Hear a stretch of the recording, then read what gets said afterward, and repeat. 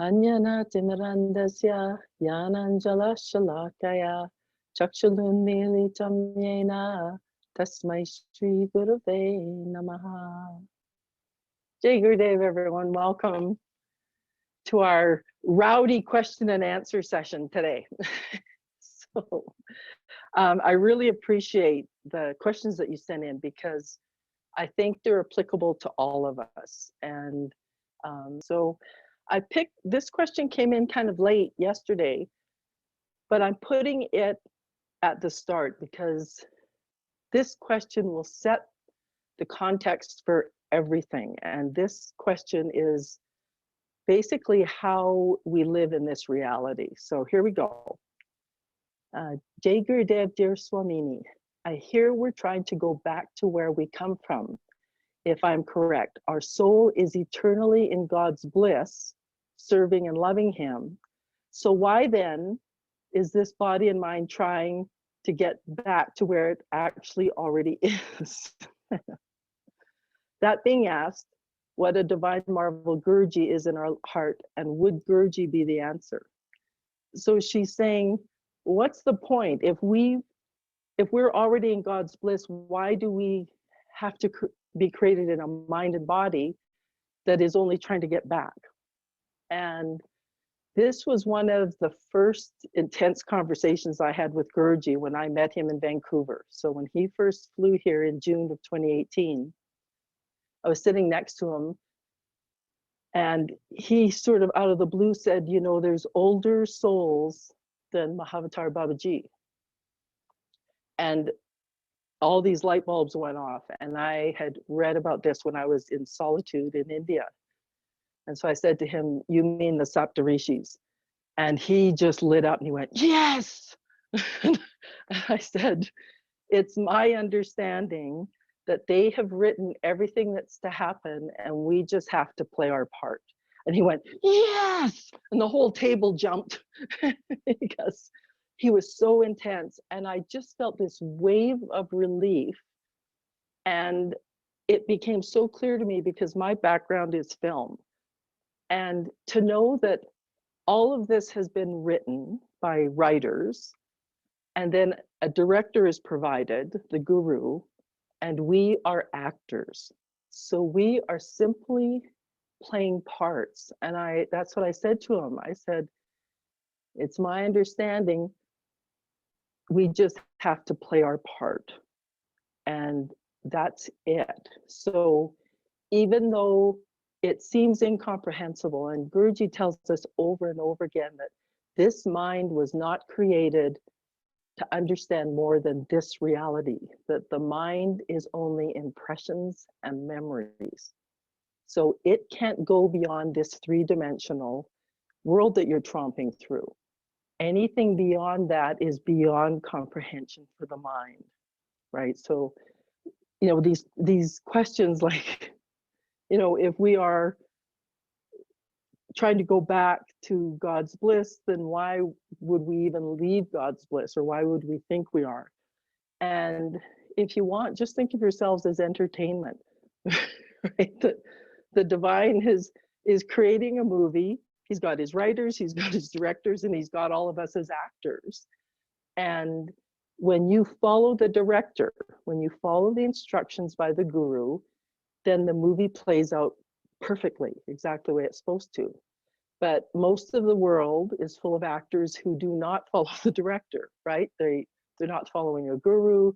They don't want anyone telling them what to do. So they're just chaos, right? They're that chaotic mob that keeps messing up the movie. So be one of the actors that's following the director. Understand that what you are going through was written ahead of time. There is no, this whole idea of free will. So as Guruji says, only by reading, chanting, and meditating on the Guru, by chanting the glory of the Guru, one obtains endless merits. So everything that one desires is fulfilled. All sins are put to an end. So he's basically saying, you focus on him. You're the actor, you focus on the director, and everything else goes away. The accidents, the chaos, it all leaves if you just focus on him, and you can focus on him by chanting Om Namo Narayana. Okay. Oh, could you tell more about the Saptarishis? So this I found was so astonishing because it wasn't something that I was taught at the ashram in India with the Shaivites. When I was kicked out of the ashram, now I realize it was Guruji, but I kept being moved to these remote little huts all over India.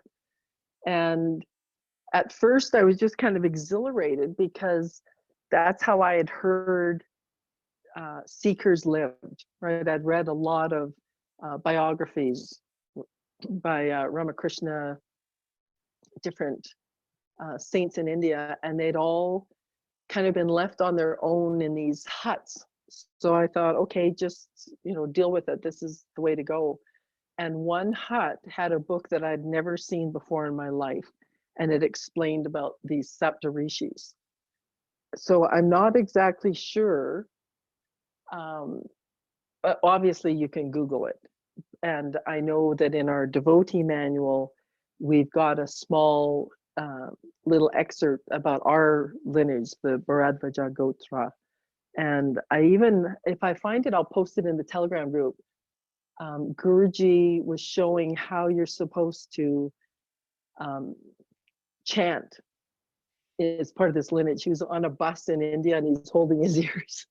He was chanting this and the bus is bouncing around and he's back and forth. But it's a very sweet video. I'll find it and I'll put it in our group. So these Saptarishis, the 7 rishis.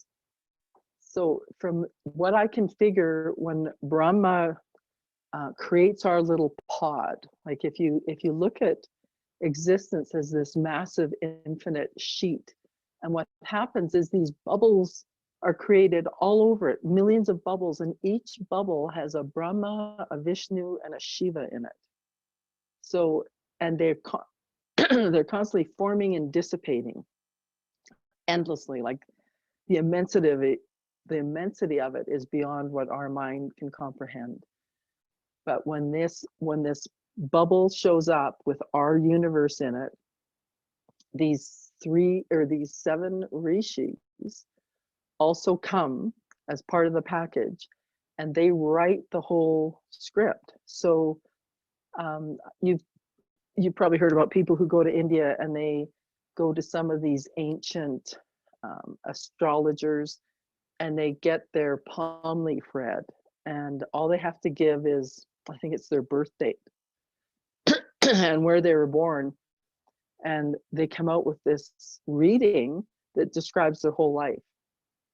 And that would seem incomprehensible unless you realize that this is written by the Saptarishis at the beginning of creation. So of course, everyone has their page previously written. So you just have to show up, tell them who you are, and they've got it.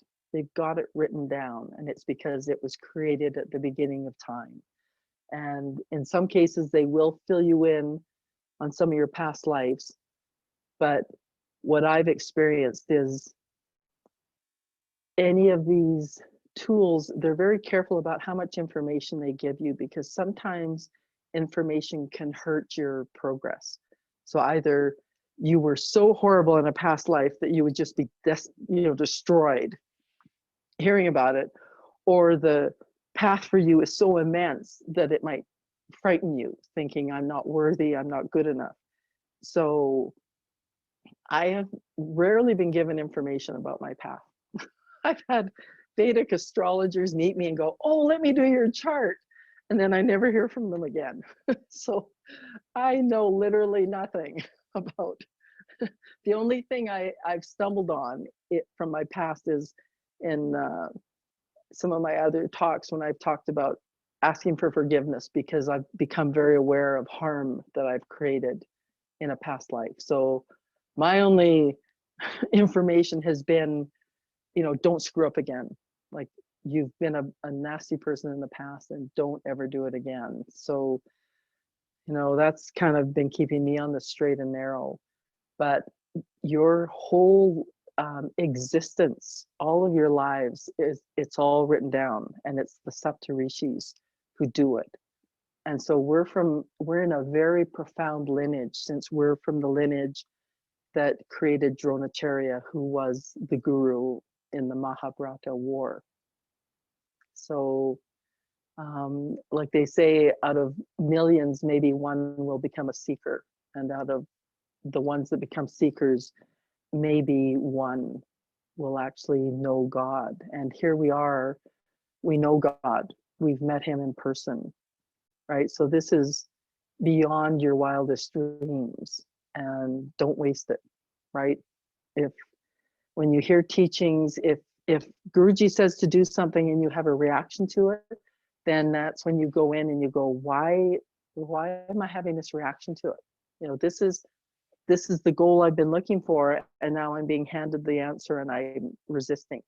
So there's something in you, and it might be from a past life. Like we hear about people who are very aware that they were with Guruji in the past and screwed up, like walked away, you know, decided, oh, this isn't for me, and left, and then regretted it.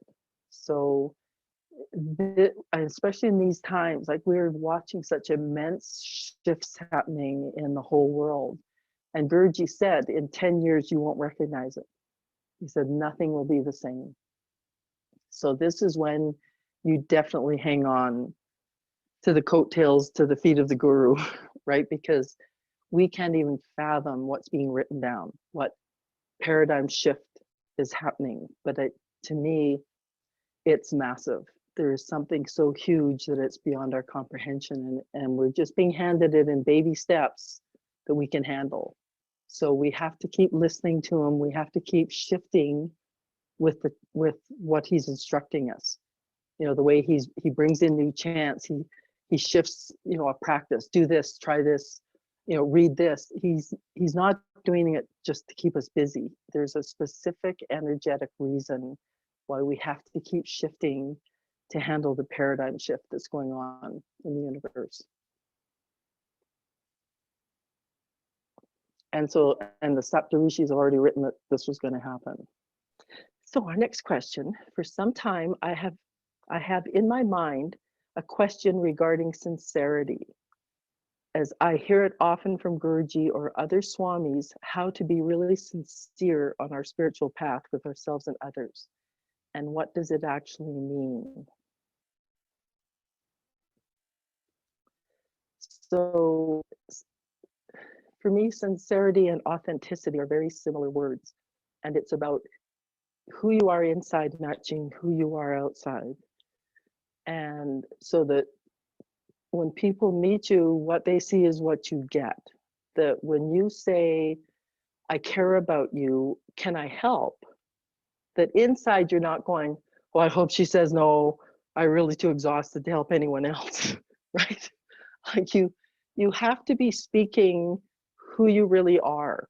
And you know, if someone asks you to do something that you really haven't got the time or the interest or anything else, I've learned to say a statement, I'm not comfortable with that.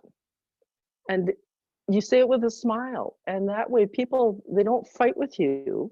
If you say, I'm not comfortable with that, then you've stated your truth, right? I'm not comfortable doing that kind of thing. And it's like, oh, okay. And it stops there. Whereas if you go, no, you'll do this to me, or you always, you never, and then the battle is on. But if you state your truth and you mean it, that's being sincere, right? That's living your reality. And as Guruji says, be who you are and be comfortable with who you are. It's when you start pretending that you're somebody else that problems happen. And people can feel when you're not sincere. You know, you'll see some people in temples who are real, oh, they're swooning, and they're, you know, oh, you know, they're offering things to the deities. And you just, in your gut, you feel like it's an act, that they really aren't like this in real life. And I remember in India, I would see beggars who would have formed a murti out of mud and clay, and they would be down by the river and they would be offering flowers. And the sincerity was unbelievable, right? They were just, this was God, and they were pouring their whole soul into their puja to this little thing they'd created. So sincerity is meaning what you do at all times. And Guruji says, when one chants the name of God, the Lord takes full possession of that person. The more you lose yourself, the more you lose your ego and pride, the more you will realize the divine. The more you hang on to pride, the more you hang on to identity, and the less you will find real happiness. Okay, so the more you actually experience the divine in you, the more you disappear. And there's that film that Guruji recommended a while ago, and it was by Ram Dass, the American, who actually became quite realized. And his film was called Becoming Nobody. And it's interesting because the more you lose yourself in the divine, the less you feel a personality in here anymore. And it's easier to just do exactly what's right in any situation because you're selfless, right? You're not in any situation for yourself. You're always watching to see, how can I help?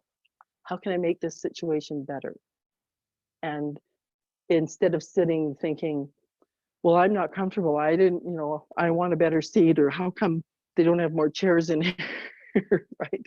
Like, if you're just thinking about how this isn't working for you, and instead you're watching to see if maybe someone's forgotten to give the pujari something, maybe they're getting ready to perform something in the temple and something's missing. Like, being sincere means you're always watching to see how you can help, to how you can be of service.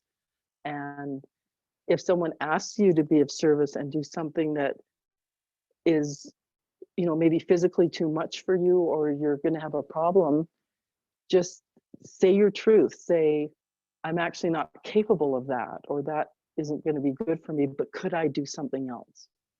Right? Because I know a lot of people, they get to the ashram, and especially during the Just Love Festival, right? It's just this massive event, and there's so many volunteers, and some of them really go into a meltdown with what they've been assigned. And when people have asked me, I've just said, go talk to your supervisor and try and work something out, right? Just be sincere. Say, I'm going to have a lot of trouble being able to fulfill that. Can I do something else? Okay, just always speak your truth. And I know most of us have been taught to stifle ourselves our whole lives. And I remember in the US way back when the Reagans were in power, and Nancy Reagan was spearheading a drug campaign, and it was called Just Say No. And I remember thinking, that's not going to work, because nobody lets their children say no to them, ever. So you raise a human being who's always told to just stifle themselves and say yes, no matter how much it's upsetting to them. And then this person goes out in the street and someone wants to sell them drugs, and they're not allowed to say no. So they say yes. And they get into a life that they're not comfortable with, but they don't know how to say no. So it's really important to understand what your truth is, right? And if somebody approaches you with something and you don't want to do it, say, I'm not comfortable with that, right? And say it with a smile on your face. And in my experience, people don't fight with that. So.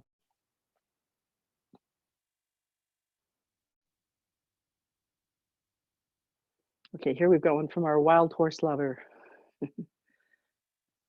How can we devotees support us to break our inner fetters, release this inner force, and move forward united? So inner fetters, I'm taking that to mean, she means inner restrictions, inner insecurities, anything that holds you back. So your inner fetters. And the thing to remember, that the only inner fetters we have are created by our mind. And since the mind is memories and impressions, I know a lot of mine came from the fact that I was told repeatedly that I couldn't do it, or it was too much, or it was I wasn't trained. Like all of those insecurities were fed into me at a young age. So I became very insecure about what I could and couldn't do. And once I got on the path and started meditating, doing japa, chanting, it's like the window started to open a bit, and things that I didn't think I was capable of, I would try. And sometimes it's just trying little things first to get over these restrictions. But the big one that happened for me was when I was writing Toza's biography, this artist, and he knew I was desperately trying to get into film. And he said, why don't you just make your own film? And my inner fetters were, I didn't go to film school, I'm not qualified, I've never done this, I'm just the writer. And he just looked at me and he said, well, what's the worst that could happen? And so having this old fart, who had been through everything, concentration camps and war, and I just thought, what is the worst that could happen? And so I was in a safe enough environment that I thought, well, let's give it a try. And once I got going, I bought some books about filmmaking, and I realized it was just like the promotions I used to do for the FM radio station. You find out what's needed, you make your list, and you start going through the list. And as soon as the divine realized I was taking that leap of faith, it just jumped in and made that film.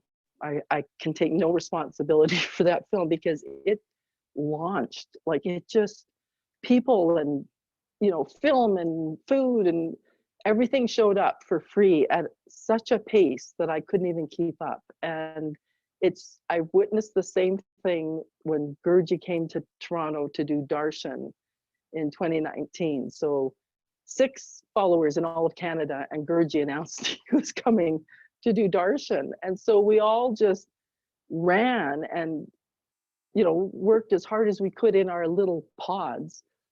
And all he needed to see was that enthusiasm, and he did 99% of the work, right? It was so obvious that he filled up a cathedral, this beautiful building, and he sang a cappella, and the acoustics in that room were just waiting. I'm sure that cathedral had waited its whole 100 years for an avatar to come in and sing Sri Radhe the way he did, because you could hear it all the way to the back balcony. And he didn't have a microphone. It was just this unbelievable angelic voice filled up the room. And we were so aware that we hadn't done any of that. We had done our best, but Guruji just needed to see that, and he did the rest. So these inner fetters of yours are the mind. The mind has just created something, and he is ready to give you something immense. So it's nerve-wracking the first times you jump over that sort of water canal, because you've heard you should trust, but you're kind of not sure you should trust, but what the heck, maybe I should trust. And I guarantee you the exhilaration in the universe from you trying, because the script's already been written, right? That's the thing to remember, is the script has already been written and you are playing your part. So if the part all of a sudden seems bigger and grander than what you had planned, that doesn't matter. The divine knows what it has planned for you, and you're supposed to take these leaps. And I came from a very structured, safe, middle of the road family. And every time I took a leap, just the expansion was immense, and I could just feel so giddy inside, because it was like, oh my goodness, it worked. And so then the universe would give me something bigger to try, and I'd get anxious. And so I won't lie, it did take practice, right? To just keep trying. When these little ideas popped in, I learned to take them seriously. Like saying no to that divine inspiration is just sad. It will just make your life smaller and more narrow and more compact. Whereas if the little idea pops in and it says go left, and you were planning on going right, go left, because You will break the bonds that are holding you back.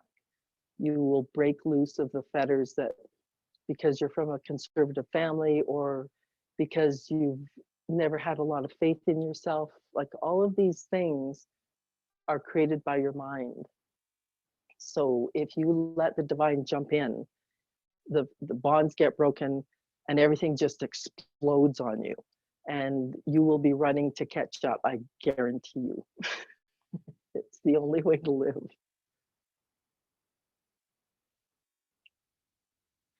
And as Guruji says, as long as one does not surrender the mind, one is a slave of the mind. Cut down all expectation and free yourself. Let go of things that are troubling you. If you analyze yourself, if you have anything inside yourself that is troubling you or stopping you, you have to let it go. As long as you hang on to things that are troubling you, you will suffer. The earlier you let go, the quicker you will be free. So how can you worry or how can you have anxiety when he is inside you? You're actually insulting him if you continue to worry when he is inspiring you to jump, right? To say, no, I'm afraid. It's like, how dare you say you're afraid to the creator, right? You have no idea what's planned for you. So just jump. Okay, let's close with a Om Shanti, okay? Om Shanti, Shanti, Shanti. Shri Guru Namaha. Hari Om.